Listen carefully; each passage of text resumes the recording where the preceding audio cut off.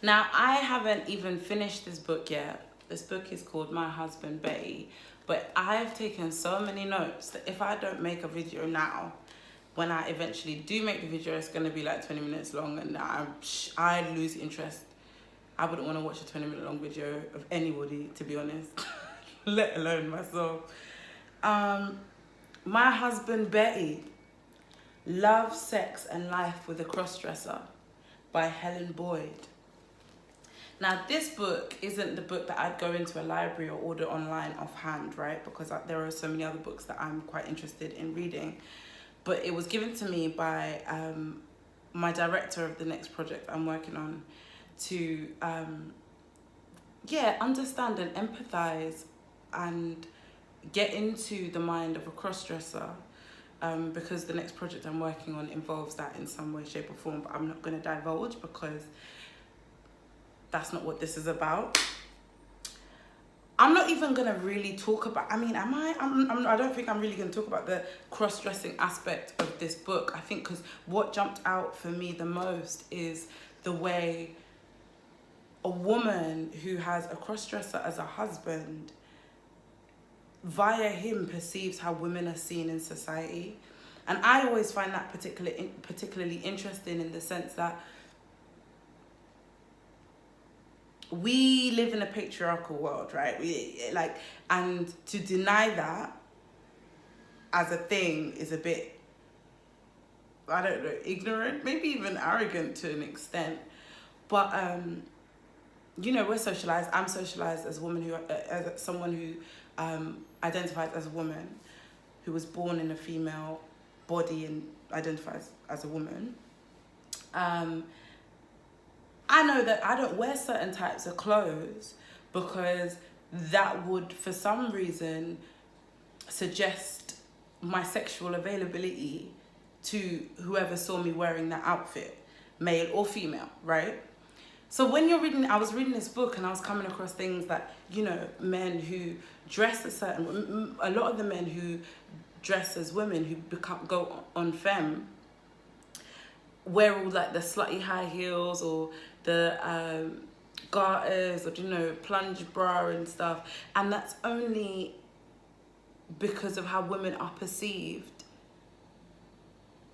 when they're attractive, that they have to wear the heels and the thing that's a little bit too skin, flesh and this, that, blah, blah, and that's what's attractive because the narrative is that that woman is sexually available if she's got the those things that I mentioned, which I found particularly interesting because I don't necessarily walk around wearing extremely tight clothes or high heels, partially because I like to feel comfortable, but maybe subconsciously because I don't want to seem sexually available to people on road. Anyway, let me just get into my notes. I'm going to fling them out there and then discuss ones that I found particularly interesting and jump out to me. This loneliness and confusion can cause a lot of mischief in a person's life. Our ideas about masculinity leave men little room for their own self-expression, which I think is really, really true, regardless of whether a man is a cross-dresser or transgender or a heterosexual man or a homosexual man or anything. The way we perceive men to be mean that they don't get an opportunity to be anything else. Okay, here's a good one. Men are supposed to enjoy the privilege that comes from being on top of the pile.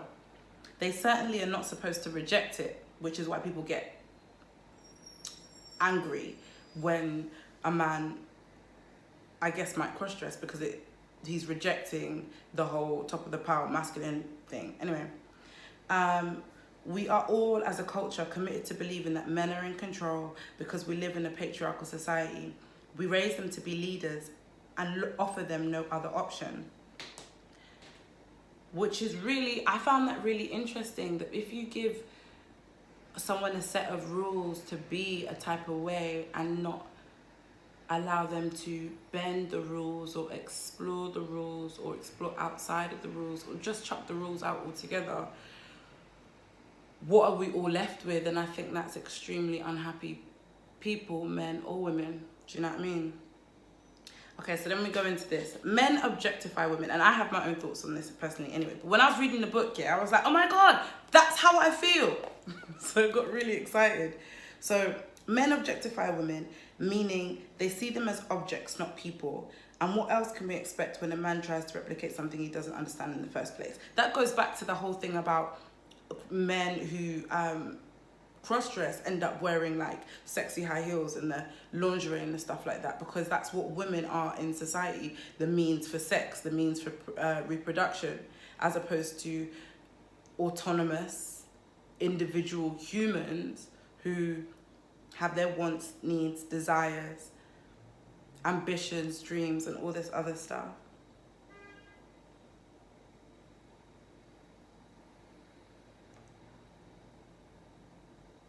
Oh, listen to this. So this one jumped out at me as well.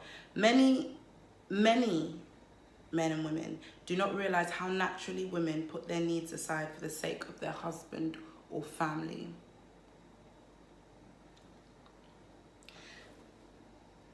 I guess I could divulge that, but I don't think I need to. Anyway, pardon me. This is something that I definitely experienced when I was growing up and I was a teenager, that when you're not the prettiest in the room, you rely on being smart or interesting or tough or sexy or funny. I found that really interesting because it was like, why do I have to be pretty? Why can't I just be in the room? You know? Why do I have to be pretty in the room or smart in the room or intelligent in the room? Which is definitely something I know I did. Oh no, guys, oh no, my bookmark. I have to fix that.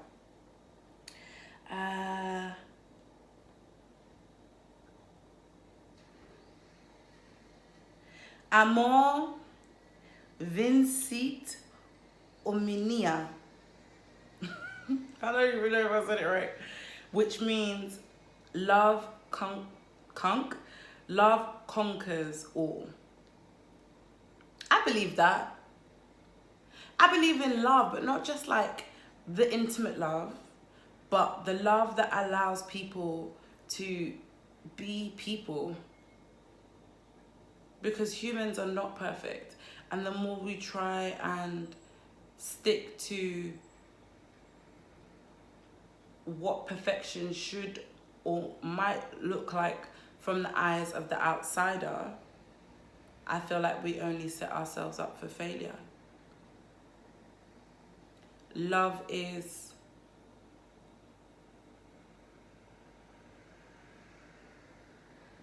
conquers all. Anyway, so there was that quote, and then it said, footnote, but only if love is accompanied by compassion, understanding, respect, education, and communication. Women already tend to compensate for the fact that many men aren't good at communicating their feelings, are uncomfortable, or that they aren't good at communicating their feelings or are uncomfortable about showing affection, and often come up short on selflessness and nurturing. Respect. This is loud. Respect is our responsibility. I think that's a good way to end this video.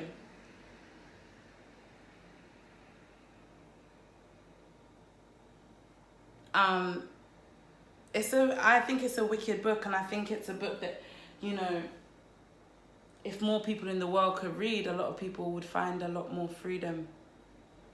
I mean, y'all should watch Love is Blind on Netflix as well, because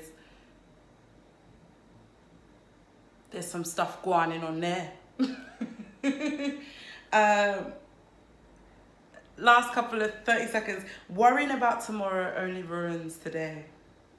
Self-acceptance and self-knowledge are absolutely necessary. Socrates believed the unexamined life is not worth living.